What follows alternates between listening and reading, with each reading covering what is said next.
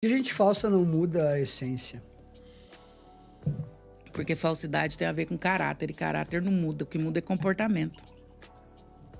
Terapia atua em comportamento, não atua em caráter. Caráter é o que seu pai e sua mãe te ensinou desde pequeno lá dentro da sua casa.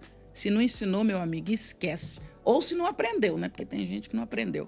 Eu, Andréia, não acredito em mudança de caráter. Uma vez sem caráter para sempre.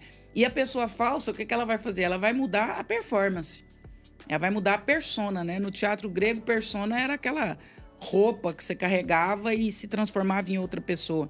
O falso, ele muda a persona, mas o caráter dele não muda. E eu experimento isso na minha vida, assim. Já pude conviver com pessoas que... E eu tenho uma demora em desacreditar das pessoas. Esse é meu calcanhar de Aquiles. Outro dia, eu não sei que texto que eu estava lendo, que alguém falava sobre isso. Qual é a sua qualidade que te atrapalha? Essa é uma qualidade que me atrapalha. Essa é uma qualidade que me fragiliza. Eu sou muito demorada em desistir das pessoas. Isso eu já tratei até em terapia. Eu levo anos, décadas. Eu vou sempre justificar o seu comportamento.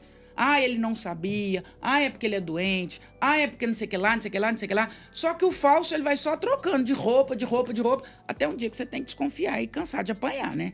E falar, eu quero que você seja feliz, meu amigo, mas alguns quilômetros de distância de mim. André, todo mundo deveria fazer terapia? Todo mundo. Nós deveríamos nascer com um vale, um ticket de terapia, para fazer terapia. É igual você me perguntar se todo mundo deveria tomar banho ou se todo mundo deveria comer. Eu não ouso dizer que eu não preciso de terapia, porque toda hora surge um BO. Toda hora surge alguma coisa que eu não sei lidar. E eu preciso ter alguém com uma visão de helicóptero para me dizer assim, olha, vai por esse caminho aqui, que esse caminho é melhor. Vocês atuam muito com a área financeira e são consultores financeiros. O cara, às vezes, ele tá lá com maior grana, tá imerso naquilo tudo, mas ele não consegue enxergar os melhores caminhos. E vem um consultor de fora e otimiza, fala, olha, se você fizer isso, isso e isso, você vai ter muito maior rentabilidade. A terapia é esse olhar de helicóptero que vai te ensinar outras possibilidades, vai te dar outras vias. Eu acho condição sine qua non, eu acho imprescindível. Eu acho que todo mundo deveria ter o direito de fazer terapia. E quem que deve fazer terapia com um psicólogo? Quem que deve procurar um psiquiatra?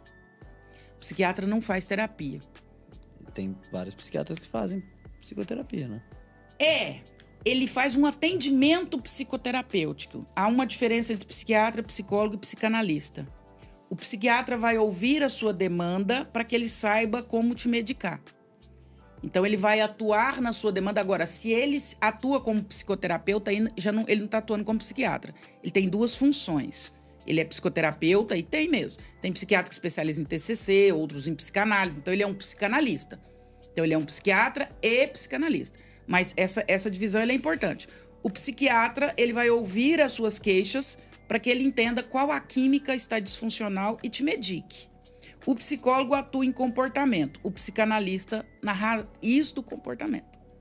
Então, o psicólogo vai atuar na folha da árvore, no tronco, no que está acontecendo. Cortar a folha, ver o que está acontecendo, tirar as pragas. O psicanalista vai lá na raiz e entender por que a folha está murchando.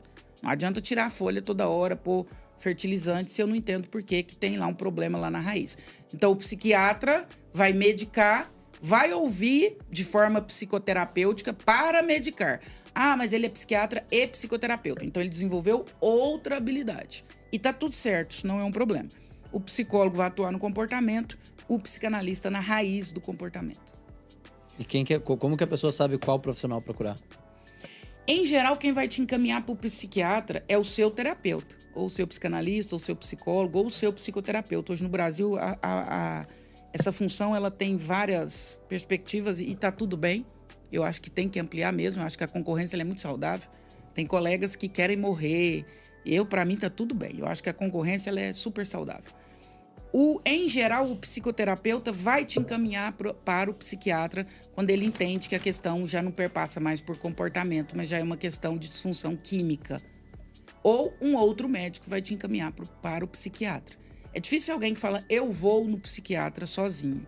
Tem, mas é mais raro. Em geral, você vai por algum encaminhamento. Porque aí você já está falando de uma ciência mais... de uma demanda mais específica. É como ir ao endocrinologista. alguém tem que te falar, fulano, é hormônio isso aí que você tá passando. Busca um endócrino. É dieta que tá precisando. Aí você já... Ô André, não sei se é uma percepção minha, mas eu queria te perguntar. Efetivamente cresceu muito mais o número de diagnósticos de transtornos de déficit de atenção e hiperatividade do que o número de transtornos efetivos de déficit de atenção e hiperatividade, ou não? Ou efetivamente a sociedade, o mundo fez com que tivesse uma quantidade absurda maior de pessoas com esse transtorno em 2020 vis-à-vis 1990? As duas coisas aconteceram. O nosso contexto de mundo, ele facilita esse tipo de transtorno. Aceleração, ansiedade, informação demais, demanda demais, ambição demais, tudo isso propicia esses transtornos. Esse é um ponto. Os transtornos podem, sim, por conta do contexto, terem aumentado. Agora, existe um segundo ponto, que é toda vez que uma doença aparece no DSM, de repente nós temos uma enxurrada dessa doença. E essa é uma crítica contumaz que eu faço e já passei por problemas em relação a isso e tá tudo bem de novo. Não tenho problema com isso. Existe uma indústria por trás de... Uma indústria a quem interessa muito o diagnóstico, a quem algumas doenças são extremamente pertinentes e interessantes. Tem um filme que se chama A Máfia da Dor. É um filme real sobre o uso de algumas medicações, baseado em fatos reais, sobre algumas medicações que foram criadas para diminuir a dor num processo oncológico ou de câncer. E como que é aquela história da indústria, né, do Rockefeller. Primeiro eu crio o problema e depois eu vendo a solução. Então, primeiro eu crio a demanda e depois eu vendo a solução. Então, esse filme é fantástico, todo mundo tinha que assistir. Porque ele mostra a máfia da indústria farmacêutica. Então, a demanda acontece e depois eu vendo a solução da demanda. Então, de repente, nós começamos a acontecer milhares de diagnósticos de TDAH e de transtorno de espectro autista. Eu não sou uma anti-ciência, eu não estou falando contra a ciência. Eu tenho pacientes com transtorno de espectro autista e transtorno de déficit de atenção. É real, existe, precisa ser cuidado e precisa ser medicado. Todos os que dizem que são ou que aparecem com diagnóstico são? Não. Eu já peguei N situações que não eram. Então, a serviço de quê? E outra, para que você tenha um diagnóstico de transtorno de espectro autista ou um transtorno de déficit de atenção, é um diagnóstico demorado, porque leva tempo. Eu analiso o software, não é o hardware. Não dá para fazer um exame de imagem, como a pneumonia, que você faz um raio-x e aparece a pneumonia no pulmão. TDAH, TEA, TOD não aparece. Então, é muito mais de percepção do que de imagem ou materializada, enfim. Então, é um diagnóstico demorado. Então, se o seu filho foi no médico e se esse médico saiu aí com esse diagnóstico menos de 3 a 6 meses, rasgue, esqueça. Não é assim que acontece. E isso está a serviço do quê? Estranhamente, são as medicações mais caras da atualidade. Venvance, Atenta e daí para frente. Então, eu tenho aí, até que quebre-se a patente disso tudo, uma indústria que rende milhões com esse tipo de diagnóstico. Quando apareceu quando a Ritalina... A Rita? A Rita. Quando ela acontece e ela aparece nos Estados Unidos, no primeiro ano nós tivemos, de um ano para o outro, nós tivemos mais de 200% de aumento de prescrição. Não é possível que surgiu tanta gente assim com transtorno de déficit de atenção e hiperatividade. E aí eu falo com pesquisas, eu falo com dados, eu falo com convivência. E eu falo com pessoas que já receberam propostas de indústrias para que eu pare de falar sobre isso. Então, eu não devo estar falando besteira.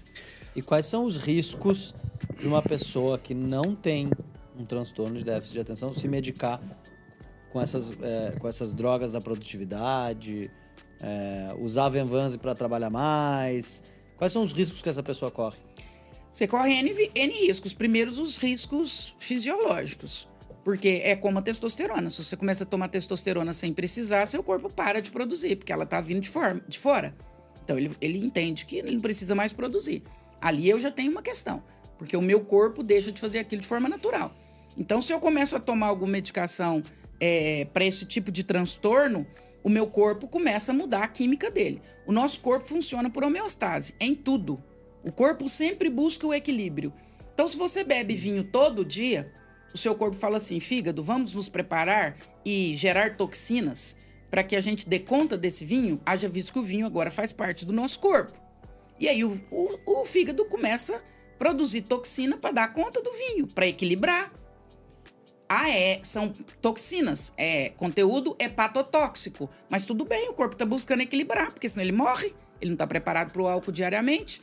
Então ele começa a gerar toxinas para que o meu fígado dê conta. Isso acontece em todos os meus órgãos. Então, de repente, eu tomo lá um Venvance ou qualquer outra coisa dessas linhas aí, para TDAH, para TOD, para transtorno de espectro autista, enfim.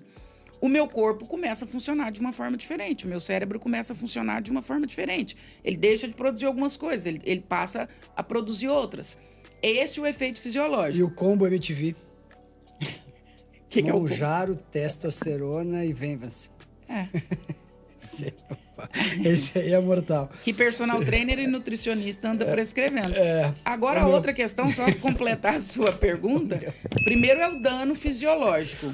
Toda substância que você coloca no seu corpo vai provocar homeostase para equilibrar. Alguma perda você vai ter, você pode ter certeza. Fisiologicamente dizendo. Agora tem o dano psicológico, porque agora eu crio uma necessidade, uma dependência emocional Não, tu disso. volta a ser o idiota que tu era antes. Esse é o dano. O dano é que você fica viciado no efeito. Sabe que um amigo meu tomou Venus, né? Ele falou, cara, eu não posso tomar essa droga. Porque, cara, eu simplesmente fiquei parado. Não produzi nada o dia inteiro. Fiquei uma planta. Eu falei, cara, esse é quem tu é normalmente. Tu voltou só a ser quem tu era. Nem o avanço ajudou, né? Não, porque o Venus acelerou ele. E aí, quando ele parou, ele voltou a ser o que ele era. Ele falou, meu ué. Deus! É isso, é sobre isso. É sobre isso. É sobre a gente entender quem a gente é e o quanto a gente está disposto a Mas eu acho que, equilibrar com isso. eu acho que o que a André tá falando é que se tu Eu usa sei, sem prescrição eu e sei, para de usar, tu volta para um eu estado sei. pior ao que tu tá. Eu sei, eu só fiz uma provocação.